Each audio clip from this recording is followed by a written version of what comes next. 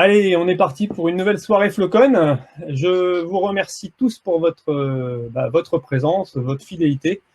Je vois que vous êtes 43 pour l'instant, donc c'est super. Ce soir, on va accueillir Roméo qui va nous parler de théorie sociale de Bourdieu. Je vous en dis pas plus, je vous laisse découvrir un peu tout ça. Je voudrais remercier, alors je vais partager, pardon, je fais un peu vite, partager mon écran. Voilà, Roméo qui va vous parler tout à l'heure. Un petit mot de remerciement à nos, je vais y arriver, pardon, à notre sponsor, à nos partenaires et à notre sponsor du soir, Reactive. Voilà, un grand merci encore une fois parce que sans eux, ça serait pas possible de tenir une si belle conférence. Voilà, on va pouvoir, du coup, on va pouvoir accueillir Roméo s'il veut nous rejoindre. Donc, comme d'habitude, vous avez le Q&A qui sera disponible. Bonjour Roméo. Bonjour, vous m'entendez? Ouais, on t'entend. Ok. Cette soirée, Roméo va vous expliquer, mais ça va être assez interactif. Dans le chat, je vais vous lancer un lien et Roméo va vous le faire, on va voir. Non, c'est moi qui vais. Non, c'est bien, vas-y. Voilà, et un lien vers son Miro, il va vous expliquer tout ça. On veut la soirée super interactive, donc n'hésitez pas à lever la main, poser des questions. Et vraiment, ce soir, on fait tourner le micro. Voilà, c'est soirée D'ailleurs, interactive. à tout moment, si vous voulez être dans le micro avec moi, venez. Pour moi, de mon idéal, on est 46 là connectés, on est 46 à parler en même temps. C'est génialissime. Mais c'est en fonction de vos envies de mettre micro, vos envies de mettre caméra. Allez tous dans le micro, toutes et toutes dans le micro. Vous pouvez écrire, prendre des notes en même temps que moi, je vais prendre des notes. Vous allez voir, je vais partager mon écran. L'idée là, c'est qu'au fur et à mesure où je parle, je vais essayer quand même de prendre quelques. Ah non, ça c'était erreur. Eh ben, écoutez, moi, en tout cas, je suis là. Je vous donne les micros. Roméo, je te laisse faire. Parfait. Et passez une bonne soirée. Et puis, voilà. À tout à l'heure. N'oubliez pas qu'on peut rester. Après, on peut discuter. On a des tables, on a nos sponsors. C'est une soirée. Et voilà, on passe un bon moment. Allez, à Merci toi. beaucoup. Mesdames et mes non-dames, on est ici pour parler de théorie sociale de Bourdieu ce soir. Et du coup, je sais pas comment poser la question. Normalement, dans un vrai auditoire, j'ai demandé de lever la main, mais j'aimerais savoir qui aujourd'hui, qui ici présent, se connaît déjà un peu en Bourdieu, en théorie sociale de Bourdieu, le sujet que je vais parler là un peu. Est-ce qu'il y a des gens qui sont déjà sensibles peut-être au sujet? Je regarde dans le chat, il y a des gens qui sont en train d'écrire directement dans le miro. En tout cas, je n'ai pas plus de réponses que ça. Bon, c'est la vie. Donc, aujourd'hui au menu, ce que je m'aimerais discuter avec vous, on va parler de... ok, il y a quelqu'un qui a sauvegardé cette... Ok, bon, why not? Et qu'on va sauvegarder le numéro. Je ne sais pas quelle est l'implication de ça ou pas. Est-ce que tout le monde peut se connecter toujours? Je n'ai aucune idée. On va dire, je fais confiance au destin sur ça. Donc, l'idée entière, aujourd'hui au menu, on va parler de violence symbolique. On va parler de exis et abdus du corporel. On va parler de capital culturel, capital social. Et on va parler des implications de tout ça dans l'agilité. OK? Donc, Bourdieu. Bourdieu, c'est un sociologue français. Je ne vais pas entrer dans beaucoup de détails de la personne elle-même de Bourdieu, c'est pas le tout qui m'intéresse aujourd'hui. J'ai mon idée, c'est comme tout sociologue, il a essayé de décrire un peu comment fonctionne la société, on va dire. Et il a créé sa théorie sociale. Et dans cette théorie sociale, il y a une infinité de petits traits. On va dire ça comme ça. Il y a des traits. Euh, donc, je vais décrire aujourd'hui 3 de ces traits. Mais il y a une quantité monstre. Est-ce que j'arrive à faire zoom out ici? Ouais, j'arrive à faire zoom out ici. Parfait. Il y a une quantité monstre. Et du coup, les traits qui m'intéressent particulièrement aujourd'hui vont être la violence symbolique. Cette présentation contiendra des erreurs de frappe. Euh, je vais parler aussi de capital culturel. Je vais parler aussi de exis et habitus. Ah, exis et habitus. Et on va parler de et l'agilité dans tout ça.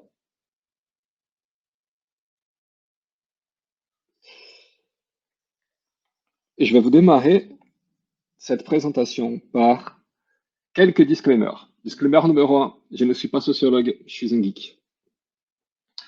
Je ne suis pas philosophe non plus, je suis un geek. Donc je regarde, je regarde tout ça avec le point de vue de béotien que j'ai. Et vous êtes bien sûr ouvert à avoir des désaccords et exprimer vos désaccords, exprimer tout ce que vous voulez. Ça, c'est une première disclaimer. Deuxième disclaimer, cette présentation ne contient pas de solution au problème. Je sais, c'est triste. Elle va parler des problèmes, va parler de comment le voir, va parler de comment identifier autour de vous tout le temps. Mais on ne va pas vous apporter des solutions. Et je vais expliquer le pourquoi à la fin. Spoiler alert. Et par contre, j'ai une autre présentation qui est la partie suivante dans laquelle j'envisage des voies de solution. Et ce n'est pas le but d'aujourd'hui, du tout. Et troisième disclaimer, ceci est un modèle. Tous les modèles sont erronés, quelques modèles sont utiles. Je trouve ce modèle particulièrement utile. Bien sûr, il a des limites à ce modèle. Jusqu'à là, ça va tout le monde? Et du coup, voilà, je m'appelle Roméo Moura. Et la raison pour laquelle j'ai commencé à faire ces genres de présentations, si vous allez sur Twitter, vous allez voir mon compte. C'est ce tweet-là que j'ai créé au départ. Et j'ai fait 4 présentations là qui sont autour de ce tweet. Si on refait le logiciel à partir de rien, sans changer la culture qu'il a créée, on va faire le logiciel de merde à nouveau. Ce que je veux, c'est essayer de combattre ça avec vous. Il n'y a pas que, parce que c'est plus vaste que ça, mais c'est aussi ça. Du coup, on va commencer par violence symbolique. Donc, violence symbolique. L'idée entière, c'est qu'on a l'idée d'une icône, l'icône de pouvoir, n'est-ce pas? L'icône de pouvoir.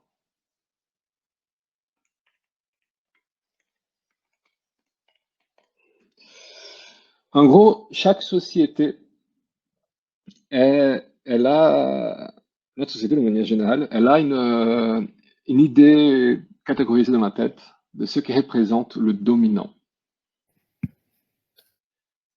Bonjour Monica. Au revoir Monica. Et le dominant, il est dessiné par une infinité de traits. Donc, ça va être une certaine couleur de peau, une certaine hauteur physique, un certain poids, un certain genre. Ça va être une certaine diction, une certaine oratoire, une certaine manière de parler, une certaine manière de s'habiller. Une infinité de traits comme ça qui composent cette icône de ce qu'on a dans notre tête de dominant. Et alors, ce qui est intéressant, c'est que plus on a de ces traits du dominant, plus on l'approche, plus les gens sont conditionnés à se soumettre à la personne. Et de manière converse, plus on a des traits opposés, plus on a l'impression que c'est normal qu'on prend le dessus sur cette personne. Alors, vous dites, vous dites comment ça? Est-ce que du coup je suis violent juste parce que je suis quelqu'un qui a plus de traits de domination? Non, non. La violence symbolique est une violence que nous faisons à nous-mêmes. Ça, c'est le point essentiel de Bourdieu. Alors, ajoutons ça par écrit. La violence symbolique est une violence qu'on fait à, qu'on fait à nous-mêmes. C'est ne pas je suis dominateur et j'utilise la violence symbolique contre toi. Non, c'est je suis plus proche de l'icône de pouvoir et du coup, tu exerces violence envers toi-même pour m'obéir, pour te soumettre. Alors, on serait dans l'idée, on pourrait se dire, mais c'est faux, je ne fais pas de la violence. Donc, on va entrer dans une définition bien précise. C'est cette idée même de soumission, cette idée même de se émettre et de considérer que l'opinion de quelqu'un qui est plus proche de l'icône de pouvoir que la nôtre est une opinion plus juste, et en soit vue par Bourdieu comme une violence qui est sociétale. Donc on va sortir de l'individuel et aller vers le systémique, vers le sociétal. Et ça, c'est quelque chose d'important dans toute cette présentation, donc je vais mettre à côté ici. Individuel versus sociétal.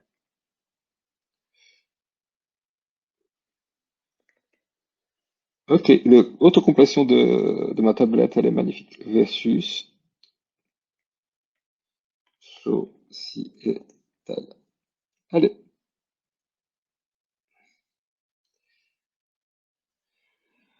Et du coup, euh, c'est quelque chose de violent d'un point de vue sociétal, systémique, à un niveau d'inférence, un niveau de répétition. Par exemple, si on va, qu'est-ce qui est plus violent? Marteler la Mona Lisa avec un marteau ou toucher une statue dans le Louvre? D'un point de vue strictement psychologique, marteler la Mona Lisa est plus violent. D'un point de vue sociologique, c'est toucher les statues qui est plus violent. Pourquoi? Parce que un est plus fréquent que l'autre. Si je laisse, si je laisse tout le monde, si j'enlève les gardes du Louvre et que je laisse tout le monde faire comme ils veulent, des gens qui vont essayer d'apporter des marteaux à la Mona Lisa, jusqu'à là, on a eu 2 de l'histoire de l'humanité. Par contre, des gens qui essaient de toucher les statues, ça arrive tout le temps. Il n'y a pas de petit geste qu'on a plusieurs millions à le faire. Et du coup, on va s'inquiéter beaucoup plus davantage d'un point de vue sociologique aux gens qui touchent des statues qu'aux gens qui essayent de marteler la Mona Lisa. Ça a de sens. Et du coup, quand on parle de violence symbolique, on parle de violence comme ça, une violence statistique, une violence que les gens, de manière globale, font envers eux-mêmes, et pas quelque chose de psychologique, quelque chose où chaque individu serait codifié internement comme ça. Et là, on est dans cette idée de la violence symbolique et de la violence qu'on fait vers nous-mêmes, c'est-à-dire qu'on se conditionne. On regarde cette personne qui n'a l'air plus proche de l'icône de pouvoir, et on se dit, cette personne a probablement plus raison que moi. Alors, ça, c'est marrant, ça. C'est assez intéressant, si tu bien fait. C'est que ça permet, du coup, un aveuglement.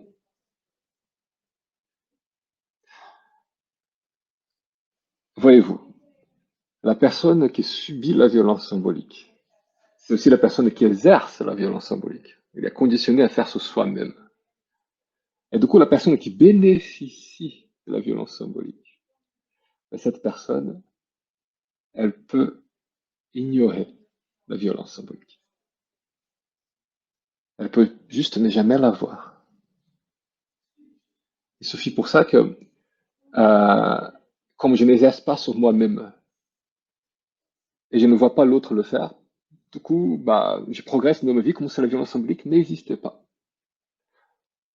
Du coup, la personne qui bénéficie, elle a le bénéfice, le beurre, l'argent de beurre, elle a le bénéfice, elle n'a même pas à se fatiguer à exercer, elle n'a pas besoin de savoir que ça existe. Par contre, la personne qui en subit, elle souffre la violence, elle souffre l'acte de l'exercer, la fatigue de l'exercer. Elle souffre l'invisibilité de la violence. Elle souffre le fait que les gens ne vont pas le croire. Et le fait même que de parler de la violence qu'elle a subie et qu'elle exerce, elle en soit mal vue, et elle soit perçue comme violent. C'est magnifique, hein? Le système de couple peut se maintenir complètement. Complètement. Du coup, je vais écrire ça. Je vais écrire ça. Je vais dire la victime de la violence symbolique. Bah, elle est condamnée à recevoir, mais aussi à exercer, à que ce soit invisible, à que les autres en doutent.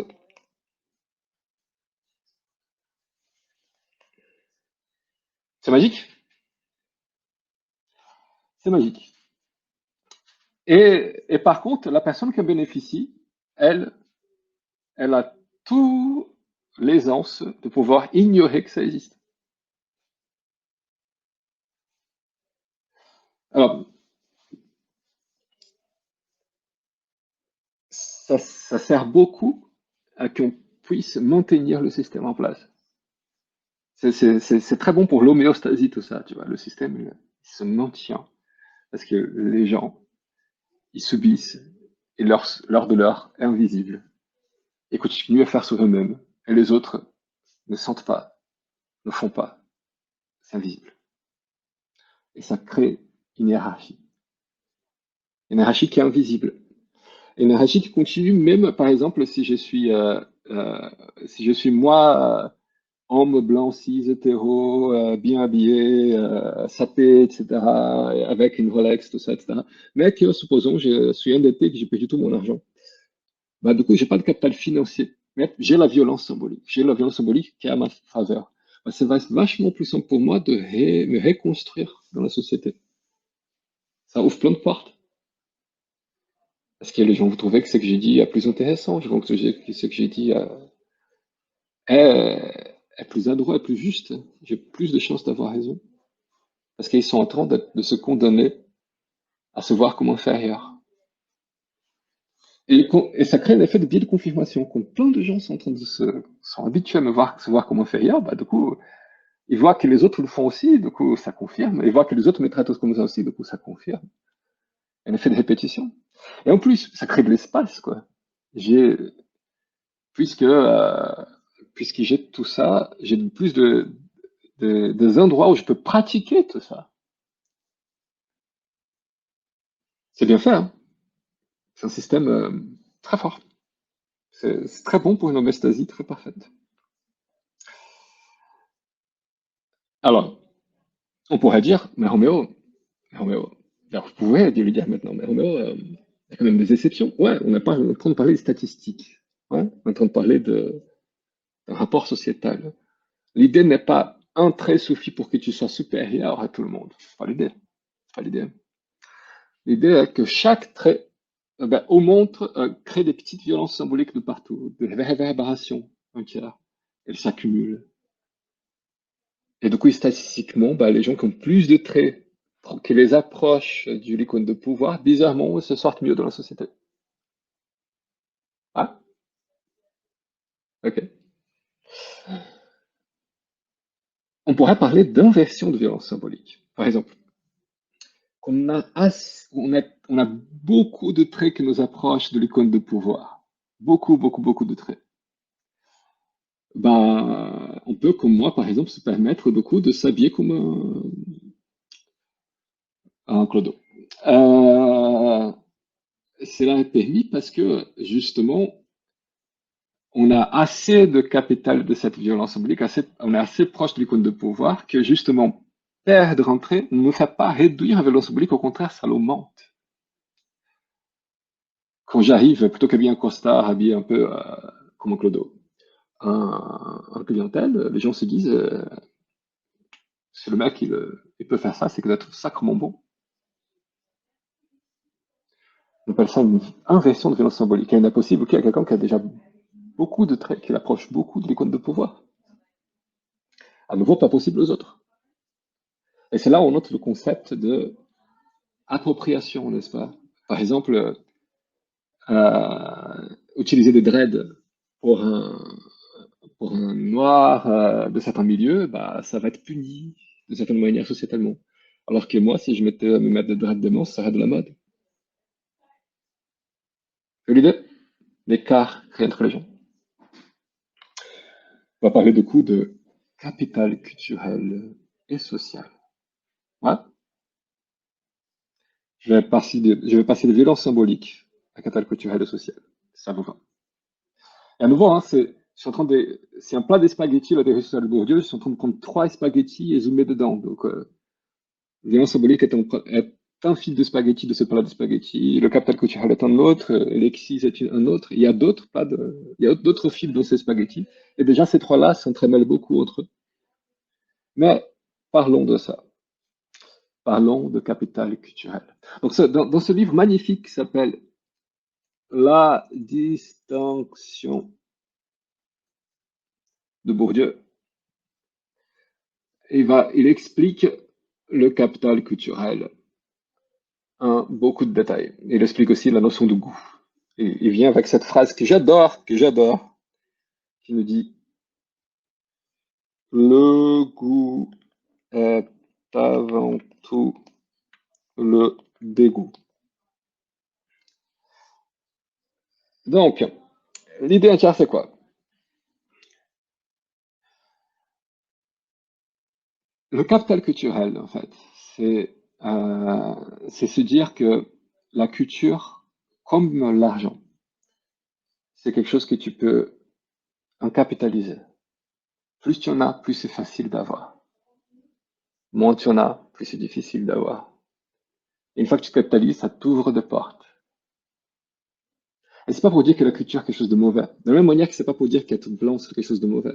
Ou de dire qu'être proche de l'icône de pouvoir de manière ou d'une autre, être homme, c'est quelque chose de mauvais. C'est pas le point. C'est un constat sociétal on a créé un mécanisme qui, bizarrement, il est intéressant à voir, quoi. Plus on a de capital culturel, plus c'est facile à avoir de capital culturel. Et plus on crée une notion de goût, plus on crée des distinctions entre nous et les autres. C'est-à-dire, on crée le goût pour pouvoir regarder l'autre et dire qu'il n'a pas. Alors, intéressant le truc. C'est l'idée, euh, quand tu vois quelqu'un qui a l'air de connaître plus, d'avoir plus de culture que toi, tu vois en toi-même une petitesse et tu fais une violence envers toi-même. Tu vois ton opinion comme étant moins valide. Statistiquement, ça arrive. Même si on est en train de discuter de quelque chose qui est ton expertise à toi. C'est-à-dire que vous êtes tous des agilistes ici, c'est ça? On a des conférences sur l'agilité. Ben, quelqu'un qui arriverait avec plein de notions très riches, culturelles autres, mais qui n'est pas un expert de l'agilité, mais pourrait vous donner l'impression sûrement si cette personne dit ça, que c'est probablement pas une connerie, et vous faire douter de votre propre expertise. Je ne vais pas dire que ça arrive tout le temps, mais c'est un effet. Et c'est le fait, c'est réverbère, et se répète.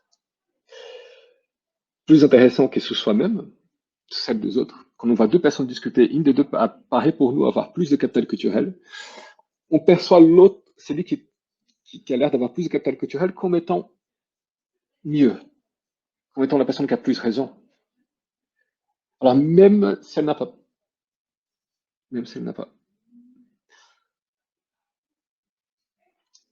Et le problème, c'est que le capital culturel nous change, nous déforme. Ça change notre perception du monde. Le monde n'est plus le même quand on gagne de la culture. Les- le regard qu'on a change plus on a de capital culturel. Quand vous étiez enfant, ces films pour enfants avaient l'air des choses bien faites. Et aujourd'hui, vous regardez un film pour enfants et vous dites les vilains sont des caricatures complètes, n'est-ce pas?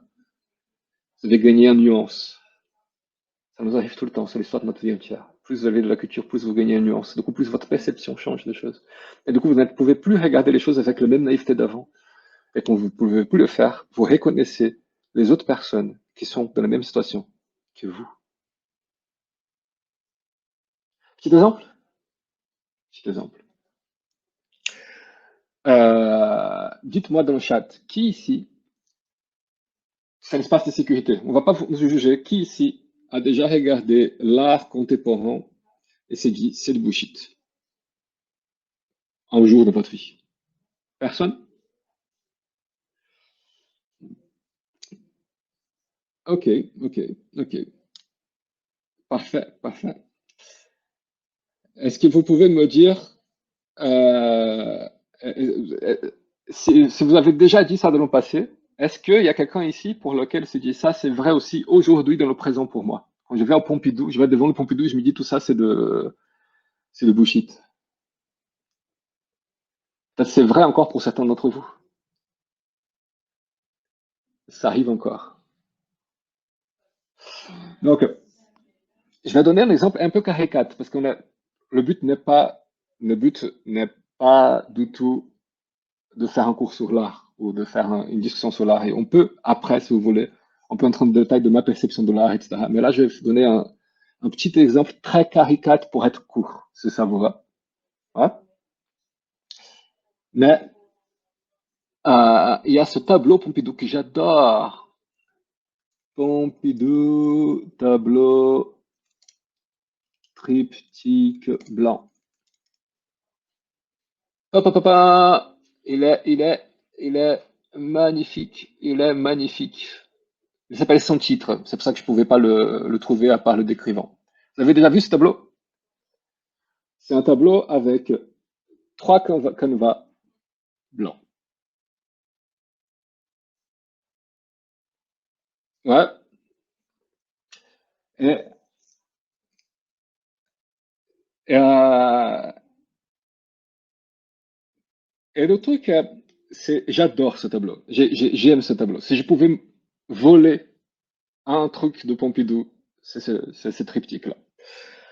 Et, euh, et bien sûr, c'est normal. Peut-être que plusieurs parmi vous regardent ce truc et disent c'est du bullshit. Ouais, peut-être. Ouais. Donc, je vais vous donner un cadeau aujourd'hui. Un cadeau aujourd'hui. Un cadeau dans votre capital culturel. Ouais. Imaginez-vous que vous passez, imaginez-vous que vous passez devant ce tableau et que vous voyez quelqu'un qui le regarde et qui regarde le tableau et dit c'est de bullshit. Pas vous. Vous passez, vous voyez une personne regarder le tableau et dire c'est de bullshit. Vous croyez que ça arrive combien de fois par jour au Pompidou, ça?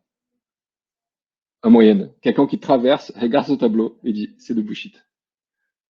Tout le temps, hein. C'est ça? Ouais. Et là, friends, ça c'est important.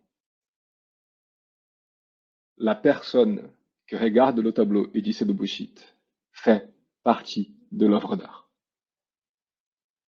C'est ça la distinction importante. L'art contemporain, il essaye de dépasser la dichotomie sujet-objet. En autre, l'art n'est pas que le tableau. L'art est l'expérience. Et que si l'art n'est pas que le tableau et l'expérience, l'être humain, devant le tableau, qui est en train de dire c'est de bullshit, fait partie de l'œuvre d'art. C'est ça qu'il est en train d'exposer, le monsieur qui a fait le tableau. Et, et du coup, en se faisant, la personne la personne qui met ça. Alors, je vais copier ça. Est-ce que je peux copier ça de manière ou d'une autre? Ouais, ouais, d'ailleurs, quand je trouve sur Internet, c'est des gens qui se foutent de la gueule. C'est des gens qui se foutent de la gueule. Copier l'image, est-ce que je peux le mettre dans le Miro? Est-ce que je peux mettre dans le Miro, ce truc-là? Quelque part. Non. Si. Si. Ok, ça va copier-coller. Est-ce que quelqu'un peut diminuer le truc parce qu'il va être énorme, quelqu'un peut le diminuer après une fois qu'il sera copié. Et donc, la... ouais, voilà. Est-ce que quelqu'un peut le diminuer beaucoup là? Juste faites ça s'il vous plaît. Et du coup, euh, donc, si on rompt avec la dichotomie sujet-objet, du coup, l'œuvre d'art, ce n'est pas que le tableau, c'est les gens devant qui disent bullshit. Et c'est pas que les gens devant qui disent bullshit, c'est maintenant toi qui regardes les gens qui disent bullshit. Ouais? Et si on accepte ça, ces tableaux-là, ils viennent déjà de causer plus de réactions chez toi que la moyenne de tableaux au Louvre. Je ne suis pas de dire tout tableau au Louvre, mais il y a beaucoup de tableaux au Louvre. Il y a quelques-uns qui t'ont laissé indifférent dans ta vie. Et c'est là non. Ouais? Et à ça près, si je te dis ça, vous avez maintenant une définition différente d'art. Et si vous avez maintenant une définition différente d'art, vous avez changé votre capital culturel. Et peut-être que vous regardez ce que je viens de dire, le tableau, et vous dites, OK, Roméo, je le vois de manière différente, mais c'est toujours du bullshit pour moi. Mais maintenant, c'est un bullshit différent. Et non seulement c'est vrai, mais maintenant, vous allez commencer à remarquer toute personne qui n'a pas encore vu cette rupture de dichotomie et vous pourrez l'aider ou vous sentir supérieur à cette personne ou autre. Ça a du sens?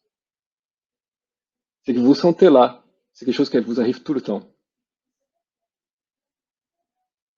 C'est que ça va vous arriver tout le temps. C'est changer de capital culturel, change votre regard du monde, et change le groupe dans lequel vous êtes. Puisqu'en changeant votre regard du monde, vous avez d'autres personnes qui partagent cette compréhension avec vous maintenant. Et ça devient évident que cette personne elle a déjà avancé dans ça ou pas avec vous, assez vite. Et c'est juste moins cher cognitivement. C'est juste l'économie cognitive. C'est plus facile de parler avec quelqu'un qui a déjà un niveau capital culturel plus proche du tien. Que non. Si chaque fois je dois tout expliquer à la personne, ben c'est laborieux. Et du coup, et du coup, on a tendance à vouloir donner de pouvoir à des personnes qui ont un capital culturel égal ou supérieur au nôtre. Et du coup, le monde était bien fait.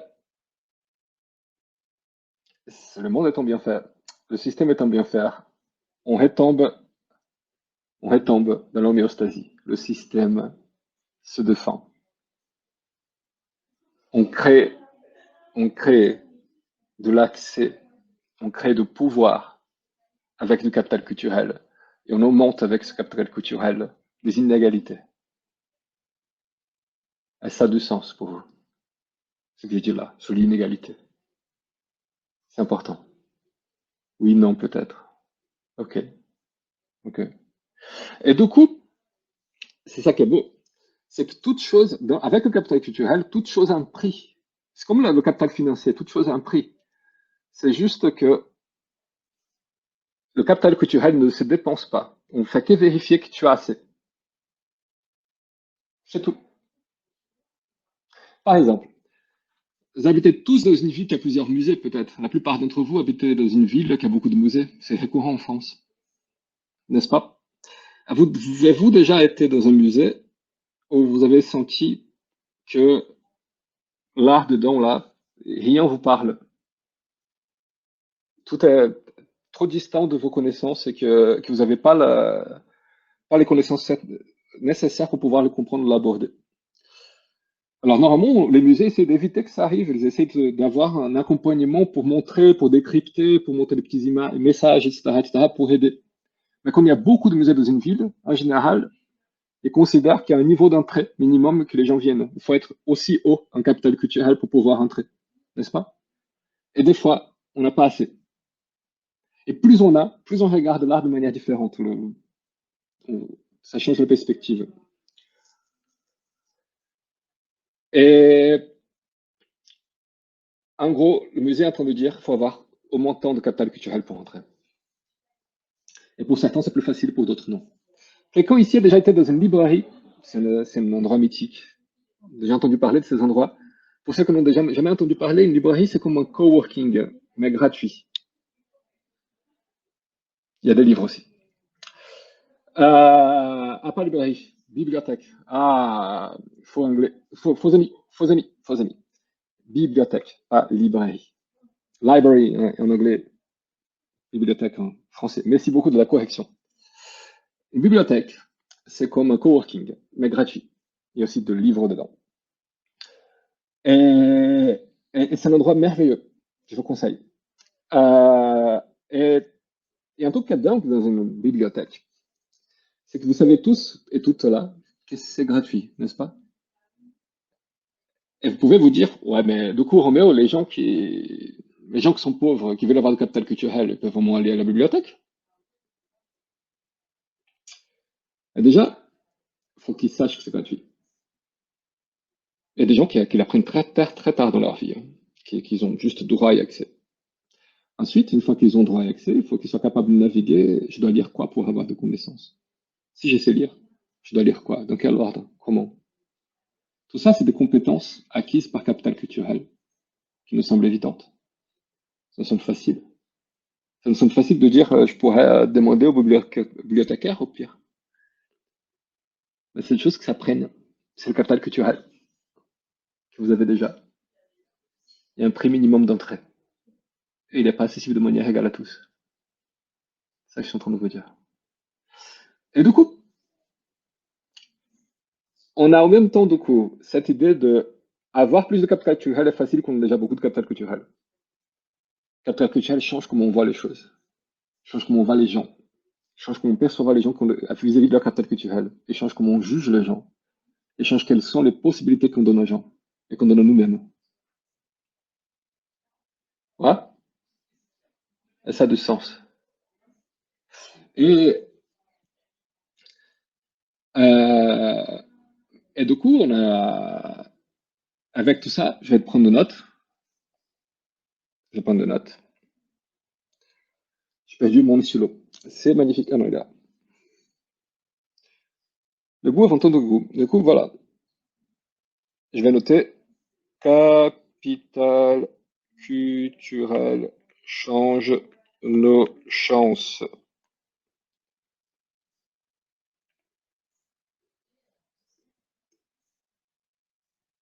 Change nos perceptions.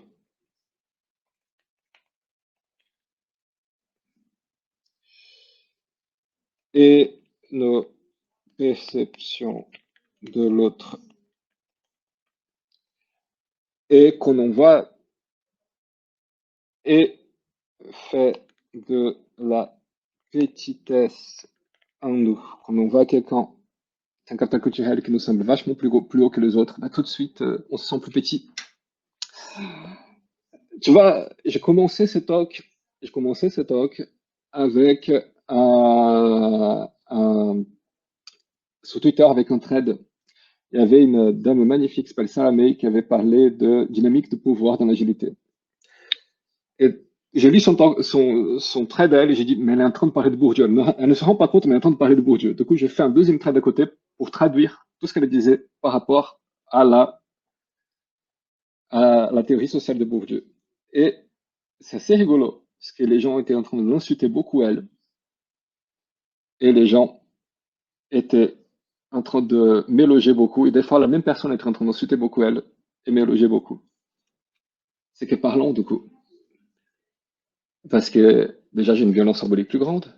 Je suis, ah, mais elle n'était pas. Mais aussi parce que j'ai le couvercle de capital culturel pour parler de la même chose. Et ça me confère beaucoup de pouvoir et de l'admiration, et de la reconnaissance. C'est bien fait. C'est bien fait. C'est un système bien fait. Et du coup, le capital social. Le capital social, vous remplacez un peu tout ce que je viens de dire, culturel par social, et en grosso modo, ça marche. Plus on a des relations, plus c'est facile d'avoir des relations. D'ailleurs, plus on a des relations, plus c'est facile d'avoir du capital culturel. Et vice-versa. D'ailleurs, plus on est proche de,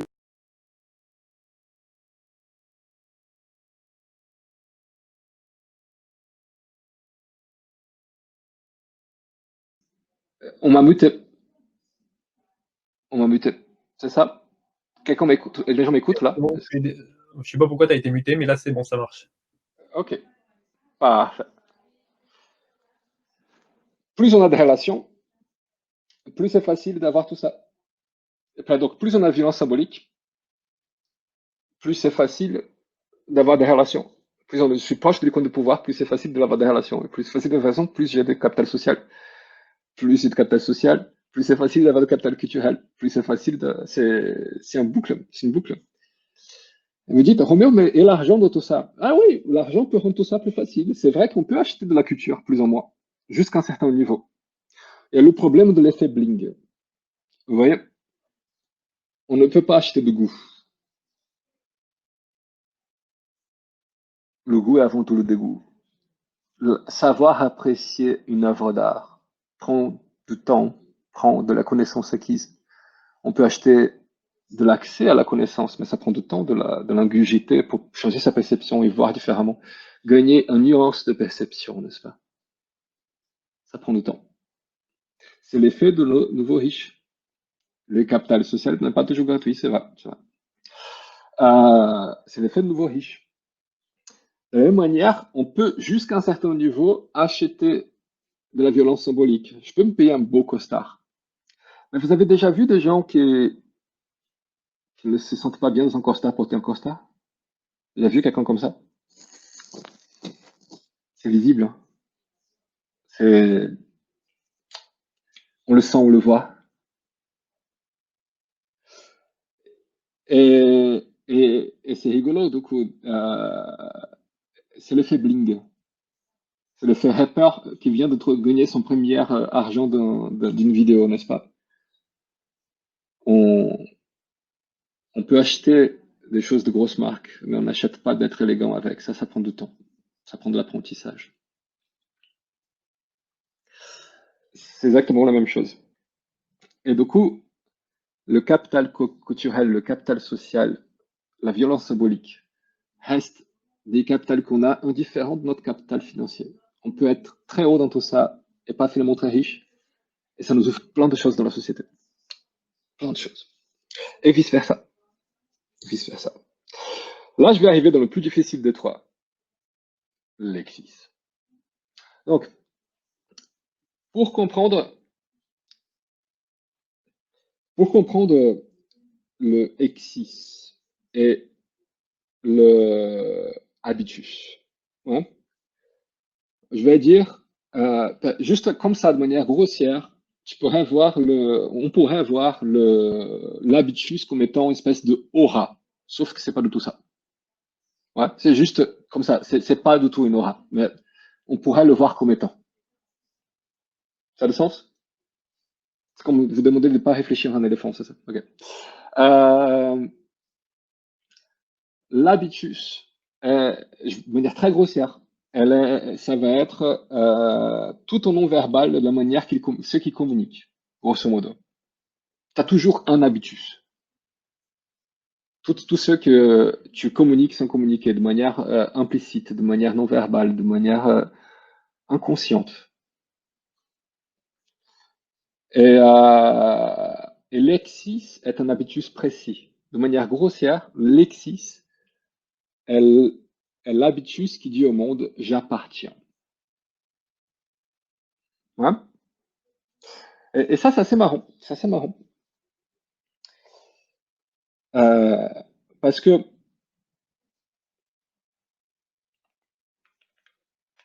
habitus de je appartiens. Je suis à ma place. C'est assez marrant tout ça. Parce que euh, euh,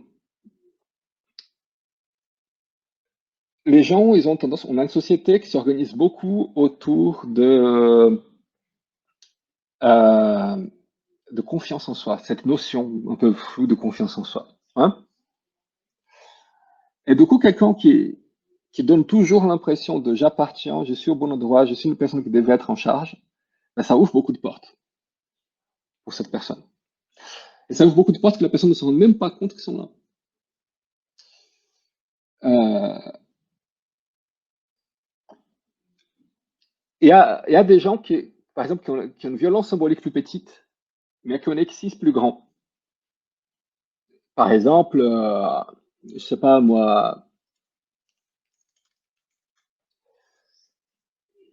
voilà, ouais, Obama, c'est un mec, juste tu sens qu'il est bien dans sa peau, quoi, quand tu le regardes parler.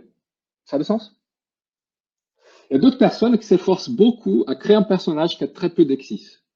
C'est construit, mais qui a très peu d'exis. Il y avait un président qui faisait ça, il s'appelait Hollande.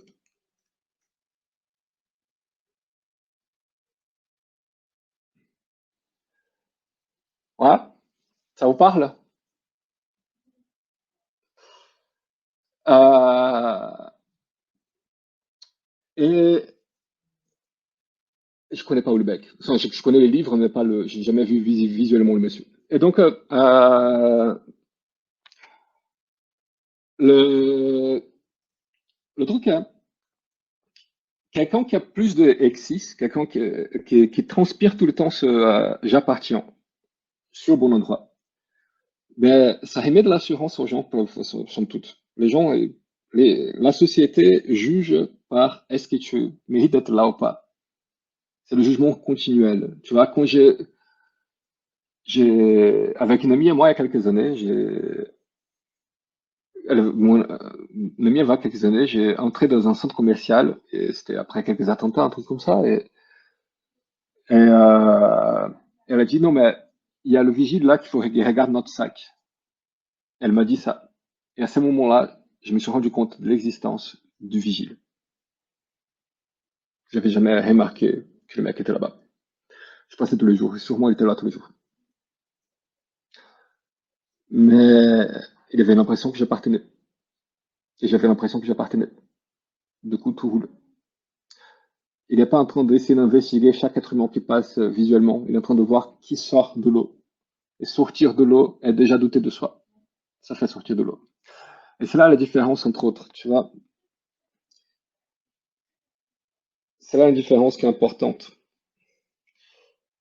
Le exis est à la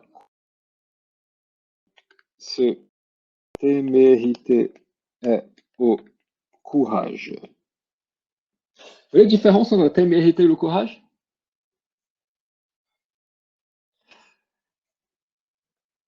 La témérité et le courage, c'est que quand tu as le courage, tu as la peur et tu la braves, tu la dépasses.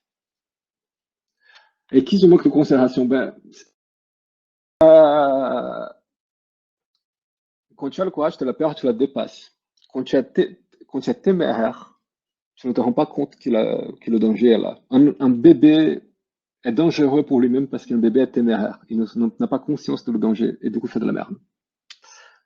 Euh, Tu ignores l'existence même de la peur. C'est vrai. Et Lexi, c'est ça.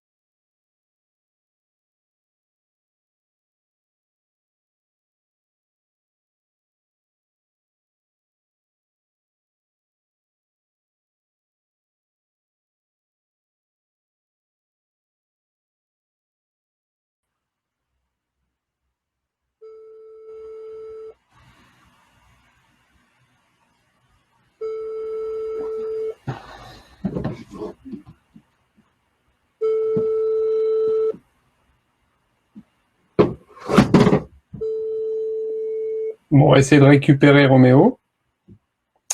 J'essaie de l'appeler, mais on ne le voit pas et on ne l'entend pas.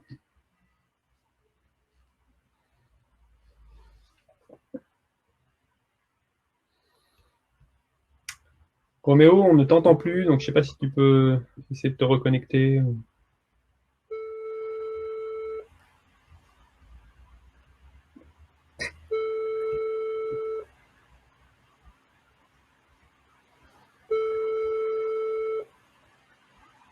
Et nous, on ne t'entend plus.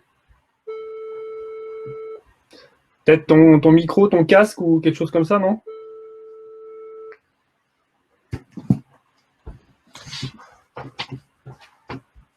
Ouais, je pense que la proposition de Sébastien est la meilleure. Déconnecte et reconnecte.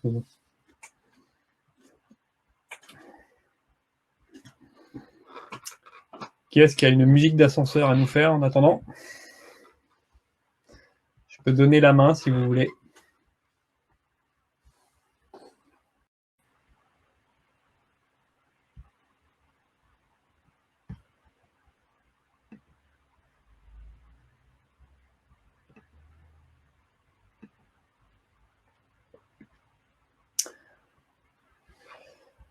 Donc, est-ce que tu es de retour?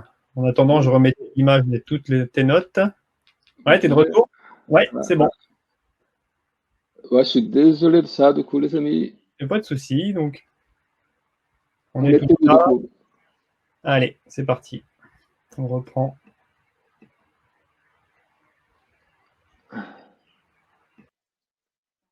M'entendez? Toujours? Ok, parfait. On était où du coup? Je ne sais pas si je parlais dans le vide ou pas pendant longtemps. Et pour combien de temps je parlais dans le vide? Je parlais de Lexis. Donc je disais, le Lexis a cette notion de j'appartiens. Et il est Lexis est à la confiance en soi, c'est que le courage est la témérité. Vous avez entendu ça? Quand je parlais de témérité, j'expliquais la témérité, c'est l'absence de peur. Oui. Je parlais du coup du fait que. Parfait. Du coup, je parlais du fait que euh, la société est quand même très organisée autour de la confiance en soi. C'est-à-dire que quelqu'un qui ne doute pas de soi, même s'il fait une grosse connerie, ben, ça nous rassure. Et donc on a tendance à le suivre. Alors quelqu'un qui a peut-être une, une grosse expertise et qui est en train de prendre la bonne décision, mais qui doute beaucoup de soi, ben, ça ne rassure pas. Donc on a tendance à douter. C'est comme ça. On privilégie, on privilégie l'assurance. On se dit que compétence égale assurance. On se dit aussi que et j'appelle ça le luxe de calme. On se dit aussi que calme égale compétence. Et du coup, le calme en soi, ça fait partie de l'icône de pouvoir pour moi, et c'est de la violence symbolique. On va, par exemple, quand on va quelqu'un très énervé, très pris parler d'un truc, on se dit cette personne a moins raison que quelqu'un à côté qui est plus calme en train de parler de la même chose. Et en soi, c'est un problème. Et, euh, et du coup, euh, on, la personne qui a l'epsis, bah, comme elle ne doute pas d'elle, ça nous rassure, on lui donne le pouvoir. Et du coup, euh, avec tout ça ensemble, c'est un truc de fou, quoi. On a une danse entre, et sans parler d'argent, juste capital. Alors non, non, non, je n'ai pas dit que Trump avait un excès de malade, au contraire, il n'a pas. Mais par contre, il croit qu'il appartient. Il n'a pas les luxes de calme, il n'a pas tous les traits. Trump n'est pas non plus maigre. Ah, il assure beaucoup, il a Alexis, il ne doute pas de lui. Il ne dit pas que c'est ça. Trump, même son capital financier, tout ça est vrai. Alors, on va parler du coup de la caste. Parlons de capital financier. Parlons de capital financier. Qui ici se dit, question rapide, qui ici parmi vous est dans le 1% le plus riche au monde?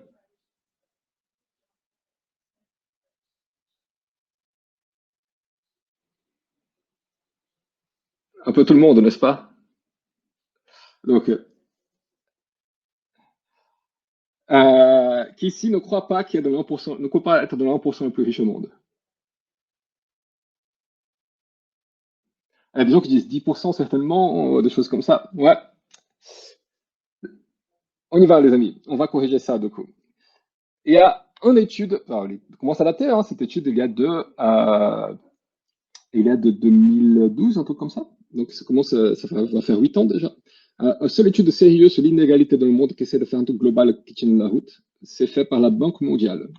La Banque mondiale estime que pour être dans le 1% le plus riche au monde, financièrement parlant, pas riche de ses amis, mais de l'argent de thune, quoi, on n'a même pas besoin de capital. C'est-à-dire qu'on pourrait être salarié et être dans le 1% le plus riche au monde. C'est triste, hein? Et on peut même finir tous nos mois négatifs et être dans l'1% le plus riche au monde. Et d'ailleurs, j'apprends que le sont. Et selon la Banque mondiale, pour être dans l'1% le plus riche au monde, tout ce que tu as besoin, c'est d'avoir un salaire brut annuel de 34 000 dollars. Ça veut dire que on a 7 milliards au monde, 6 milliards 900 et quelques millions, au moins que ça. Et que du coup, 6 milliards, si tu as déjà 34 000 dollars de salaire brut annuel, tu es dans le 1% plus riche au monde. Ah oui, non, c'est vrai, ça fait quoi? 28 000 euros, pardon, excusez-moi. Voilà.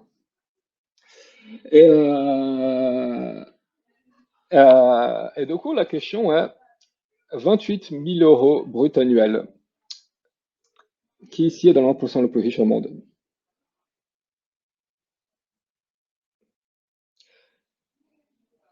Ouais, hein, beaucoup, hein. La plupart d'entre vous, n'est-ce pas? Ouais. Et du coup, pour le coup, question rapide assez marrante, tu vois.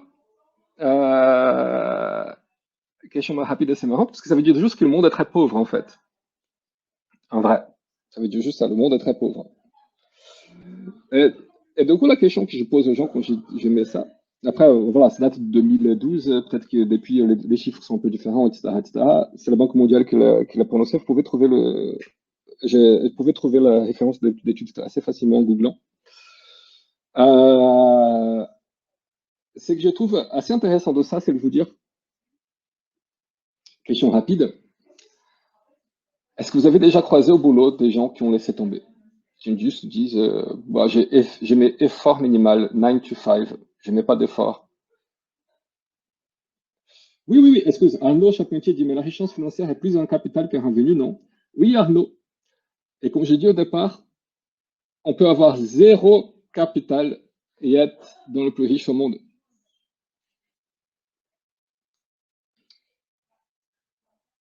Jarek fait une contre-proposition avec un autre lien. Je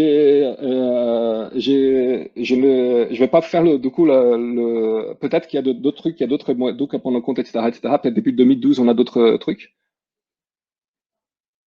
Bah, Moira, si tu es ultra riche et que tu brûles tout ton argent tout le temps, tu restes plus riche. Oui, même si on finit au négatif tout le temps, tout le temps et qu'on dépense tout, c'est assez simple, Moira. Combien de familles tu peux nourrir au Bangladesh juste avec de petit argent que tu t'en foutrais complètement de jeter par la fenêtre? Je te pose cette question et tu vas voir que rapidement, bah, à 50 euros par mois, tu nourris une famille de 5 au Bangladesh et que tu as un pouvoir d'achat vachement plus grand. Et, euh, et du coup, le coût de la vie, le coût de la vie, oui, oui, oui, le coût de la vie. Mais on a, on a plus d'argent. J'ai dit, à nouveau, hein, je ne peux pas entrer dans le détail de l'étude entière, mais oui, on a choisi de vivre dans les endroits plus chers au monde. Et d'ailleurs, on a ce salaire parce qu'on vit là-bas aussi, etc. C'est la rue vers l'or, etc., etc., comme les manière que la Silicon Valley, etc., etc. Enfin, je ne dis pas avec une innocence de tout ça, mais si on met tout le monde en compétition, ben vous avez plus d'entrée d'argent que le reste de l'humanité. Et C'est simple, hein. Ouais. On va dire ça comme ça. Il y a plusieurs pays dans lesquels la femme moyenne, elle passe le tiers de sa vie juste à transporter de l'eau. On dit j'arrête ton lien pour l'USA, par tout le monde, pas pour tout le monde. C'est vrai, hein, je parle de richesse globale, pas des richesses de nos pays les plus riches au monde. Euh, il y a des pays où on passe le tiers de notre temps juste à transvaser de l'eau. Et vous chiez dans l'eau potable. Je vais donner le micro à tout le monde. Euh, et, euh, et du coup, ce que je suis en train de dire est, euh, vous croisez combien de personnes autour de vous qui sont dans le 1% le plus riche au monde et qui ont laissé tomber? Vous avez travaillé avec des gens qui ont laissé tomber, qui ne mettent plus d'efforts, ne mettent plus d'efforts, qui ne sont plus là. Ah oui, plus d'efforts pourquoi? Qui mettent plein d'efforts. Je vais arrêter ce jugement de merde. Tu as déjà vu des gens qui, si on est dans la compétition pour essayer de dire cette idée de travailler plus pour gagner plus, cette idée-là, vous avez déjà vu des gens qui ne sont pas essayés de connaître plus, ne sont pas essayés de produire plus, de performer plus, etc., etc., etc. Ils essayent juste de faire le service minimum pour rester dans leur boulot. Et j'ai déjà vu combien de ces gens-là vous connaissez qui sont dans le 1% le plus riche au monde? Ok. Si demain, si demain, euh, vous rejoignez ce groupe, il y a un écho de merde, je ne sais pas pourquoi. Si demain vous rejoignez ce groupe, et, euh, et, et je sais pas qu'ils sont heureux ou malheureux, sans jugement, juste la personne elle n'a pas joué le jeu de la productivité, n'a pas joué le jeu de la, tu vois, de la compétition, etc., etc., etc. C'est pas, tu vois, si vous rejoignez ce groupe demain, si vous décidez d'arrêter de venir à des conférences, si vous décidez d'arrêter de vous développer, vous décidez d'arrêter de développer autre monde, d'autres choses qui n'est pas de votre boulot, on a droit. D'être complètement alimentaire, complètement en dehors des choses qui normalement sont censées être prisées dans votre profession. Juste le minimum pour garder un toit chaud. Est-ce que vous quitterez le 1% le plus riche, global? Non, non, ok, impossible. Ouais, hein, vous quitterez pas. Ce que je suis en train de dire est bienvenue au système de caste. Bienvenue au système de caste.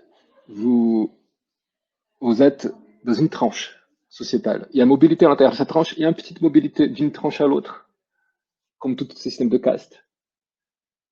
Mais vous vivez dans un système de caste. Et, et c'est là le truc. Bourdieu, ce qu'il essaie de nous montrer, c'est qu'on se donne l'illusion d'une société qui n'a pas de caste, alors qu'on a un système de caste. C'est magique. On a un système de caste que se ment.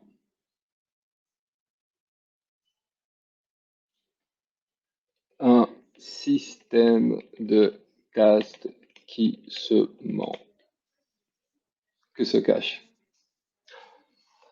C'est ça. Et,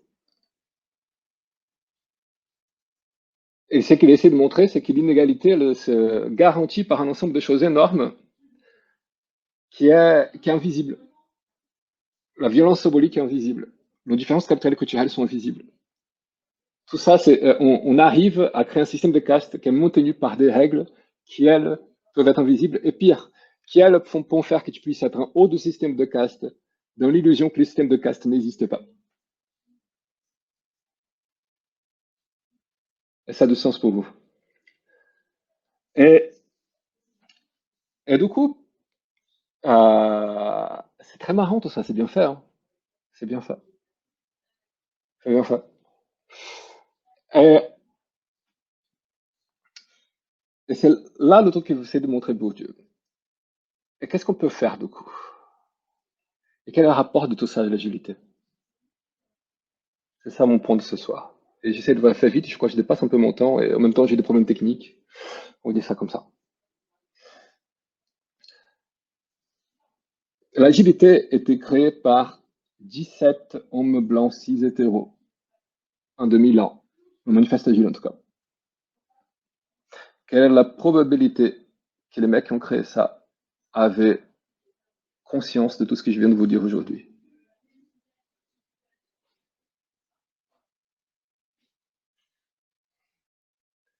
Très peu, hein. Très peu. C'est vrai, Anna. Asna. Elle n'est pas nulle, Périve. C'est vrai. Il y a un peu de conscience de ça, pas beaucoup. En vrai, l'agilité, elle était faite avec tout un humanisme gigantesque. Et je ne suis pas en train de cracher sur l'agilité, je trouve que c'est une idée géniale. C'est, j'essaie de toucher une limite dans l'idée de l'améliorer, avec amour. C'est pas, l'agilité, c'est de la merde. C'est montrer une naïveté. L'agilité, pour moi, est créée dans un système avec des modèles qui sont naïfs vis-à-vis de tout ça. Ce que je viens de décrire aujourd'hui. Elle part d'un principe d'égalité qui n'est pas complètement atteignable. Et je vais vous donner un petit article que j'aime beaucoup. J'aime beaucoup. Euh, Passez au micro, hein, passez les gens au micro.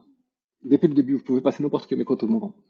Euh, Depuis le début, on a du coup The Dictature of Structureless. Un truc comme ça.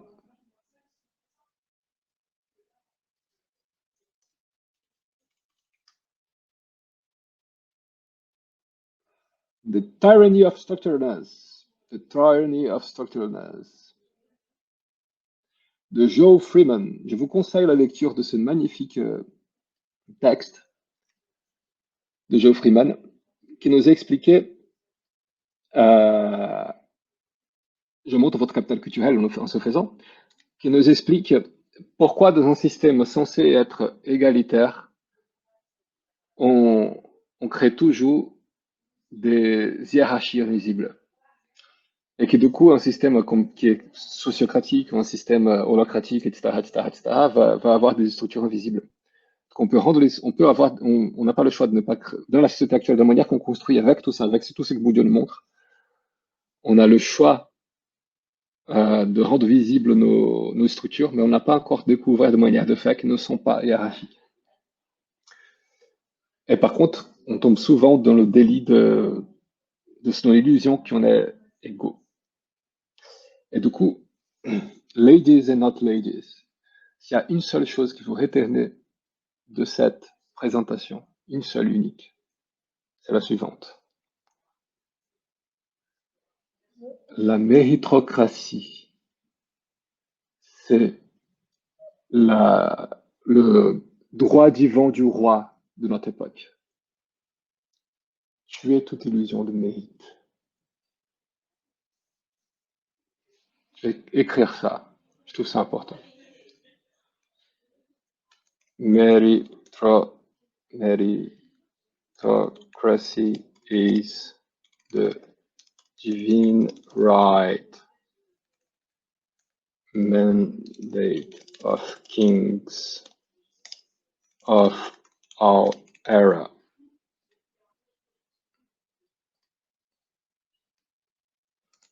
Kill all illusions of merit. Il n'y a pas de mérite, il n'y a pas de méritocratie. Tout système qui se veut méritocratique est un système d'oppression. Vous avez tous ces hiérarchies invisibles. Et vous convainquez, arrivez à vous convaincre que le fait que vous êtes là est justifié. Un système qui c'est du méritocratique n'est qu'un système qui essaye de justifier post facto les hiérarchies invisibles qui le composent. C'est une manière de défense de l'homéostasie. Rien d'autre. La méritocratie est un danger. La méritocratie est une tentative d'assir le status quo comme étant le désirable. La méritocratie est une tentative de vous donner bonne conscience que si vous avez réussi, si vous êtes en haut, c'est parce que vous le méritez bien.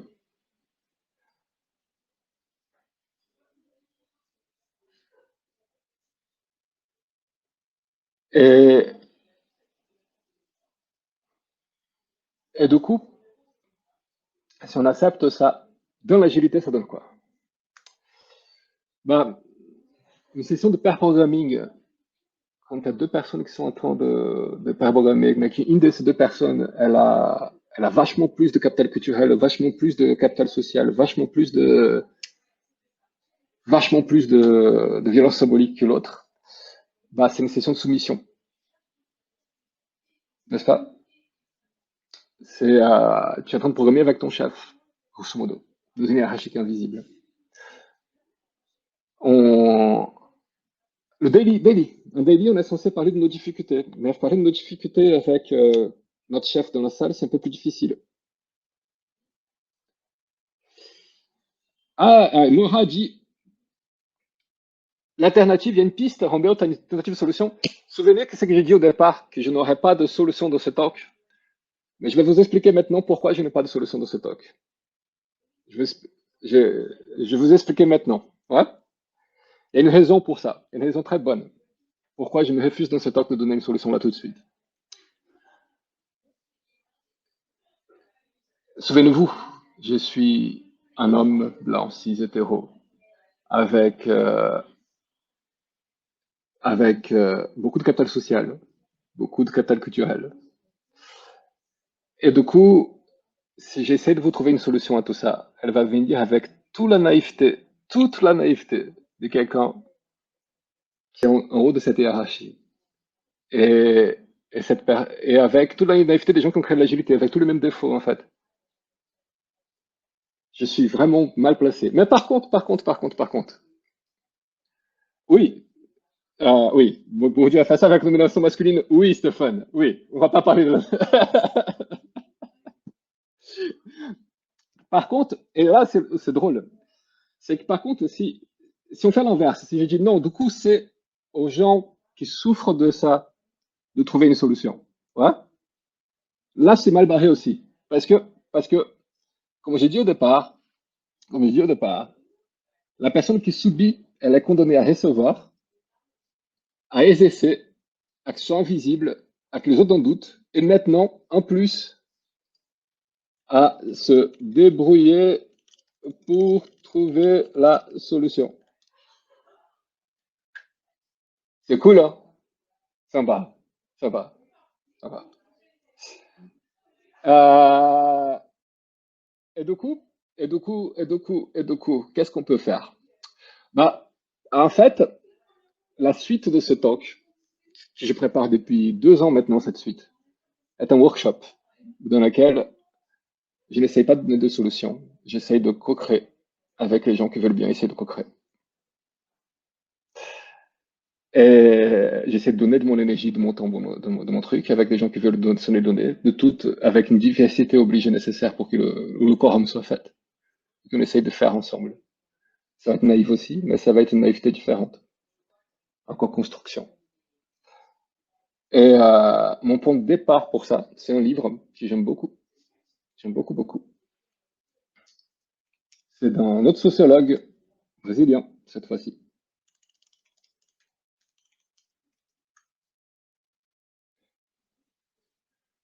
S'appelle La pédagogie de l'oppressé, de Paulo Freire. Et que, et qui donne un peu la méthode à utiliser pour que des gens qui ont du pouvoir et des gens qui ont moins de pouvoir puissent se retrouver ensemble sans qu'il y ait de rapport de domination entre eux pour construire un truc ensemble. Et, et c'est l'étape d'après. C'est le tout que j'aimerais vous inviter à un moment ou l'autre qu'on le fasse. Ces workshops-là. Alors, ça ne vous empêche pas de faire des choses vous-même dans votre coin, hein. Je ne suis pas obligatoire dans l'histoire. Mon seul but avec ce talk, c'est déjà de créer de la compréhension sur ce sujet. Et c'est déjà vous donner des armes pour pouvoir pouvoir pointer le truc. Pouvoir dire, OK, je suis en train de vivre ça. Mettre un nom sur la chose. Et pouvoir dire à côté, la personne est en train de me faire vivre ça. Et de pouvoir discuter de ça avec des gens. Entre autres parce que je suis quelqu'un de très dans OXIS, dans le capital culturel, de notre violence symbolique. Et du coup, vous pouvez, de manière aisée, prendre la vidéo et donner à quelqu'un un cadeau, plutôt qu'essayer de vous trimballer, de l'expliquer tout. C'est magnifique, hein. Et à utiliser la vidéo pour avoir une discussion après. Donc ça, c'est la seule chose que je peux vous faire pour vous aider à court terme. Mais pour vraiment créer quelque chose de différent, là, il faut co-créer. Je pourrais pas créer tout seul. Et je peux pas exiger que les gens qui sont pressés les créent. Et c'est tout ce que je voulais dire aujourd'hui. Est-ce que vous avez des questions, des interactions, des choses à poser? Est-ce que quelqu'un veut prendre le micro? Tout ça. Voilà.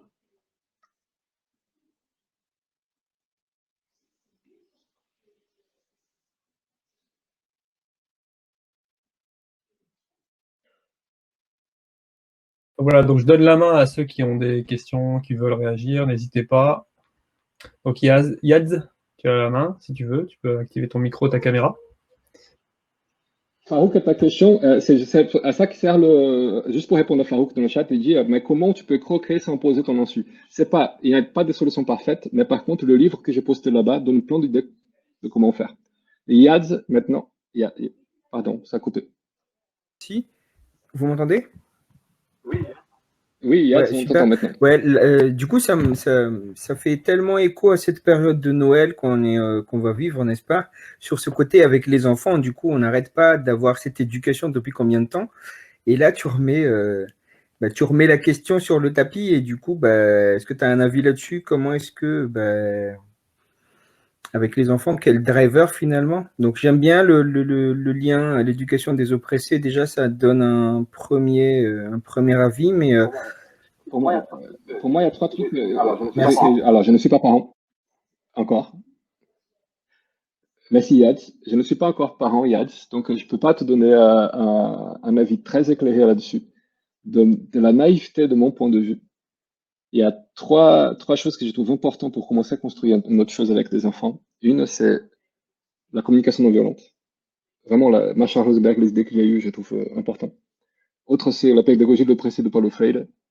Et autre, c'est euh, ce livre-là, que je conseille. Et j'ai pas beaucoup mieux à court terme avec les enfants. C'est pas parfait, mais c'est le mieux que j'ai pour le moment.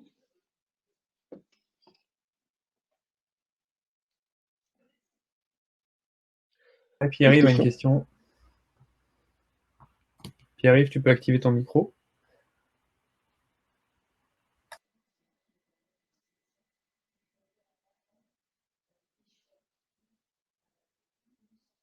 Ah non, Pierre n'avait pas de questions. Ou il avait des questions, mais il ne peut pas activer son micro. Un de deux. Pas de micro. Est-ce Pierre, que tu la vois dans le Q&A? Est-ce que tu veux que je te la lise ou dans le chat? Ah, j'ai rien dans le cover. Alors pourquoi trouver une solution? N'est-ce pas contre-productif pour la société et l'unique expression d'un individualisme que de pouvoir solutionner l'injustice de cet ordre? Et lui, provocation, entre parenthèses au début. Alors, pourquoi trouver une solution? C'est une question intéressante. Il y a deux questions dans cette question pour moi. Il y a la question de pourquoi avoir nécessairement envie de tout résoudre dans la vie? Et une deuxième, pourquoi changer le status quo? Les deux sont très différentes, mais je lis les deux dans la question. Pour la première, j'aurais dit, pour moi, pour la deuxième, pourquoi changer le status quo? Parce que le status quo, il est rempli de souffrance. Et du coup, je me dis, autant essayer. Est-ce que c'est une raison comme une autre? Pas vraiment. Je suis honnête avec toi. La question qui me vient souvent, Roméo, est-ce que je ne devais pas tout laisser tomber avec ça? Quand j'entends ton talk, j'ai deux talks, parce que je parle de ce sujet, c'est celui de Bourdieu, celui de Foucault. Foucault, c'est la partie 1, Bourdieu, c'est la partie 2. Vous êtes en train de voir la partie 2. Ils peuvent avoir un sans l'autre, ne vous inquiétez pas. Mais vous pouvez trouver le premier sur Internet. Le premier s'appelle Les grandes comparations sont de petits panoptiques et les coachs agiles sont des jésuites. Ouais. Vous trouvez ça, cherchez ça sur Internet, vous trouverez les vidéos de moi qui parlent. Et, euh, et des gens qui voient les deux talks finissent par me dire souvent, Roméo, est-ce qu'on ne devrait pas laisser tomber? Et c'est une question que je trouve légitime. Il y a un autre talk que j'ai préparé longtemps, que j'ai jamais fait, qui parle juste de cette question de pourquoi ne pas laisser tomber. Pourquoi s'intéresser à changer les choses? Et je vais donner un spoiler de ça, sans entrer dans beaucoup de détails. C'est la réponse.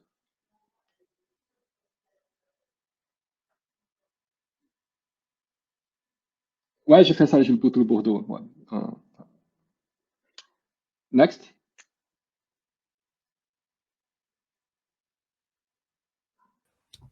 Pas d'autres questions pour l'instant. Bah, du coup, Parfait. si vous voulez continuer à discuter, eh ben, voilà, la salle est à vous. Vous pouvez continuer Parfait. voilà, à vous balader. J'aime pas ma caméra, mais c'est pas très grave, je vais la mettre en route quand même. Voilà. Je vous invite Je suis là. Vous voulez... bah, discuter. Voilà. Il y a les sponsors et puis bah, ceux qui restent. Et puis... Je suis là. Si quelqu'un veut parler avec moi, pinguez-moi. Ça marche. Eh ben, à tout de suite dans la pièce. Bonne soirée à tous.